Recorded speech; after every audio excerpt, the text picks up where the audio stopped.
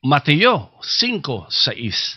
Mapalad ang mga nangagugutom at nangauuhaw sa katuwiran, sapagkat sila'y bubusugin. At sa Panaghoy 3:25, si Yahweh ay mabuti sa mga nananalig at umaasa sa Kanya. Manatili tayong nananalig at umaasa sa iisang Diyos na buhay, na pwedeng tumugon sa lahat ng ating pangangailangan. Tama po ang narinig nyo, lahat. Pisikal, emosyonal, material, espiritual. Lahat ng kailangan mo, ipagkakaloob ng ating Panginoong Hesukristo.